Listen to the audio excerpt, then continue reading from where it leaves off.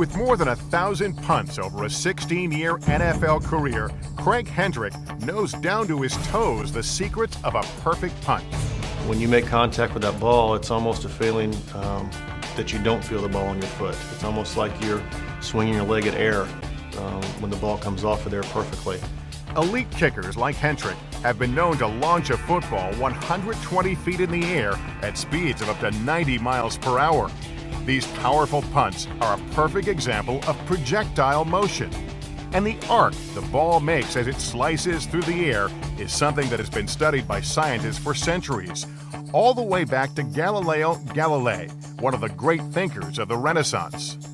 He's one of the first people in Western science to realize that the shape of that curve is something the mathematicians had been talking about for a couple of thousand years. It's called a parabola.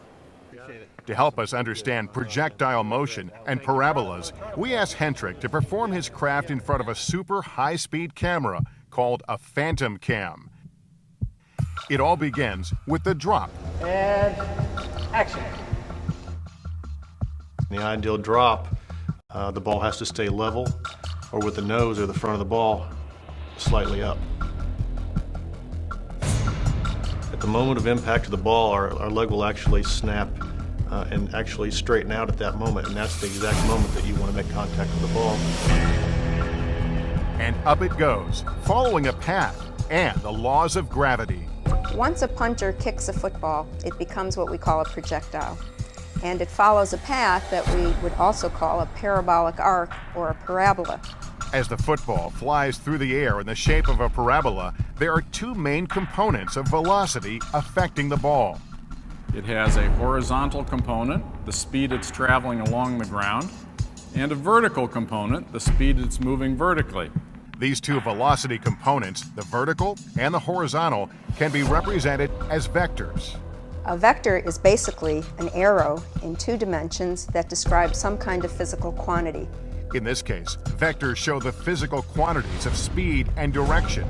The greater the speed, the longer the velocity vector. As gravity tries to slow the ball down, the vertical velocity vector gets smaller. Gravity is acting on it from the instant that it leaves the player's foot, but the effect of gravity is demonstrated by the fact that the speed of the ball is decreasing. Gravity eventually causes the football to stop rising and reach the top point of its trajectory. When it's at that high point, something very curious goes on. It has no up and down speed at all. And so the up and down speed of a ball at its maximum point of arc is 0. Our goal in punting is to get the ball to hang in the air, to be in the air as long as possible. And then it begins to come down, and the speed goes from 0, and then it comes back down really fast. Gravity pulls the ball back down to Earth. As it gains more speed, the vertical velocity vector now points downward. When it starts to come back down to the ground, the vertical component of velocity is in the opposite direction and the horizontal component is still the same.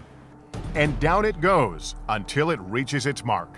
That was always a great feeling to get as a punter, to watch that ball go in the air knowing that you had hit it perfectly. Parabolas come in all shapes and sizes, but it takes NFL punters like Craig Hentrich to turn science into an art form.